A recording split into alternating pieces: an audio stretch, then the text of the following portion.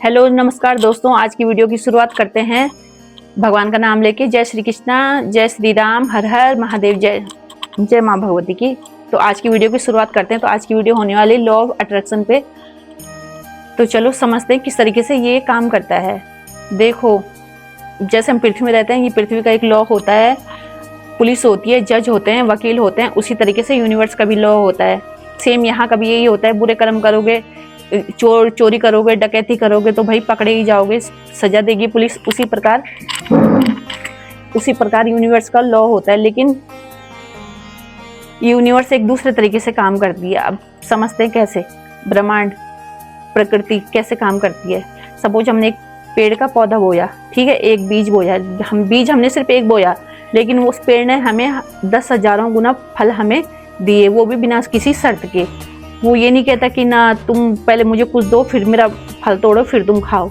ऐसी नदी का है, नदी हमें जल देती है, हमें प्यास बुझाती है, लेकिन वो भी बिना किसी शर्त के हमारे साथ, हम बिना किसी शर्त के हम पानी पीते हैं, बिना किसी शर्त के वो हमें देती है। प्रकृति हमें देती है, बिना शर्त के कुछ भी करे हुए हमें वो देती है। उसी प्रकार एक इंसान का जीवन भी ऐसे ही होना चाहिए। अगर हम किसी को कुछ देते हैं तो बिना किसी शर्त में बन के नहीं देते कि इसने मुझे ये दिया है, मैंने इसको ये दिया है तो ये भी मुझे पलट के ये देगा। अगर जहाँ हम ऐसा सोच लेते हैं ना, वहीं हम अपने कर्मों को, अपनी एनर्जी हम ब्लॉक कर देते हैं, और साथ में दुख भी होते हैं, परेशानी भी होती है, और मन टूट जाता है। और एक चिड़ सी भी होती है दिमाग में कि यार इसने मुझे, मैं तो इससे करा है, इसने मेरे साथ, मैंने तो इसके साथ भला करा, इसने मेरे साथ बुरा क्यों करा। तो वही हमें समझना है, वही छोड़ दो। अगर हमने किसी के साथ अच्छा करा, उसने हमारे साथ बुरा करा है तो छोड़ो। उसने अपना बुरा करा है, उसने हमारा बुरा नहीं करा है। उसको प्रकृति उस हिसाब से देगी, हमें प्रकृति उस हिसाब से देगी। हमें अपने अच्छाई का फल देगी, उसको उसकी बुराई का फल देगी, ठीक है। लेकिन हम नहीं, हम उसी घूम फिर के उसी उसमें उलझे हुए होते हैं कि अरे यार इसने ऐसा कैसे कर दिया, इसने ऐसा कैसे कर दिया। छोड़ना सीखो, माफ करना सीखो। और तो हमें हमारा जीवन इस प्रकार होना चाहिए। अगर हम किसी को दान दे रहे हैं, किसी का हम भलाई कर रहे हैं, साफ नियत से करो। और किसी को हम दे रहे हैं तो इस हाथ से दो, इस हाथ को ना पता चले, ठीक है। ये अगर तुमने कहीं देखा होगा, दान होते तो नाम शायद, जैसे भागवत कथा होती है, भागवत कथा में कोई दान देता है, रामायण वो रामलीला होती है, तो भाई हमने अपने छोटे छोटे कस्बों शहरों में यही देखा है कि कोई अगर दान देता है तो नाम लिखवा के देता है, हाँ जी फलाने ने फलाने इतना इतना रुपए हमें दान दिया है। नहीं, ऐसा नहीं होना चाहिए। अब क्या लेना दुनिया से, दुनिया ने हमें दान देते हुए देखा नहीं देखा, क्या ही फर्क पड़ता है। उस ऊपर वाले ने तो हमें देखा है ना, हमने किस नियत से दिया है, किसको कितना दिया है, हमें वो 10 गुना वापस लौट के आना है। हमारा सिंपल सा फंड है, हमने किसी को दिया, वो प्रकृति हमें 100 गुना वापस करके देगी। तो हम जब किसी को दान दे तो नियत हमारी साफ होनी चाहिए। बदले में भावना ये नहीं होनी चाहिए कि हमने इसे 4 दिए तो ये हमें पलट के 5 रुपए देगा। छोड़ो, दान दो, साफ नियत से दो, अच्छा दो, अच्छा सोचो। नहीं सोच सकते तो किसी के लिए बुरा भी मत सोचो। अगर किसी को अच्छा रास्ता नहीं दिखा सकते तो बुरा भी मत दिखाओ, क्योंकि अच्छा रास्ता अगर तुमने किसी को अच्छा रास्ता दिखाया है तो सोच लो प्रकृति तुम्हें 10 गुना वापस करके देगी, ठीक है। अगर तुमने किसी को बुरा रास्ता दिखाया है तो वो भी प्रकृति तुम्हें वापस करके देगी। हर कोई सोचता है कि मेरे साथ मैं अच्छा हूँ, मेरे साथ बुरा क्यों हुआ, ये क्यों हुआ, वो क्यों हुआ। हर इंसान सोचता है, मैं भी सोचती थी, लेकिन अब थोड़ा माइंड थोड़ा क्लियर हो रहा है कि किस वजह से होते हैं। हमारे प्रारब्ध कर्मा होते हैं, कुछ हमारी संचित कर्मा जो हम पिछले जन्म से इस जन्म में लेके आते हैं। कुछ कमियां रह जाती, कुछ त्रुटियां रह जाती, जो हमें इस कर्म में आके हमें फिर झेलना पड़ता है। कुछ हमारे वर्तमान कर्मा होते हैं। चलो छोड़ो, जो पीछे गया उसका तुम कुछ नहीं कर सकते, लेकिन आने वाला समय तुम अपना समय चेंज कर सकते हैं।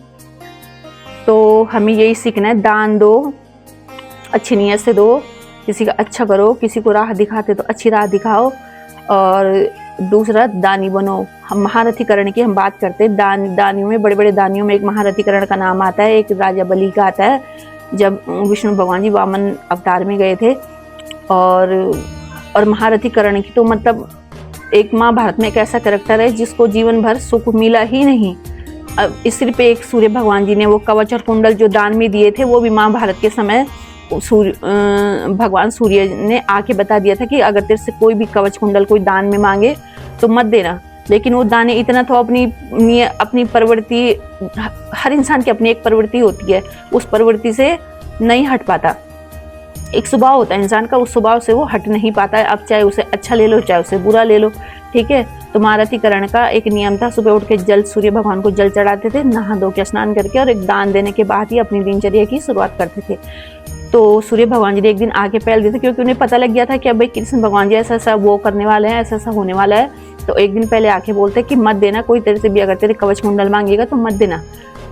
लेकिन नहीं, महारथीकरण दूसरे दिन, शायद इतना कंफर्म नहीं मुझे कौन आया, लेकिन कोई आया और बदले में कवच कुंडल उनसे मांग लिए। महारथीकरण ने भी फट निकाल के उन्हें कवच कुंडल दे दिए। ये नहीं सोचा कि क्या होगा क्या नहीं होगा, इसकी वजह से मैं जीवित रहूंगा, या मतलब अपने प्राण न्यौछावर कर दिए। और शीश का दानी, जिसको हम आज खाटू श्याम के नाम से जानते हैं, भगवान ने मांगा सिर्फ बिना किसी उसके अपनी गर्दन ही काट के दे दिए। तो हमसे कोई हमारी गर्दन तो नहीं मांग रहा, ठीक है। तो हमें एक छोटे छोटे चेंज अपनी लाइफ में लाने हैं। फिर देखो अब जीवन किस तरीके से हमारा संवर के आता है, उजागर होके आता है। भगवान की ब्लेसिंग मिलती है, ऊपर वाले की शक्तियाँ हमें मिलती हैं, ऊपर वाले का भरोसा सहारा हमें मिलता है। फिर देखो कैसी खुशियाँ तुम्हारी झोली में आती है। अगर तुम सही नीयत से किसी के लिए अच्छा करते हो तो फिर देखो तुम्हारे पास धन, चाहे धन हो।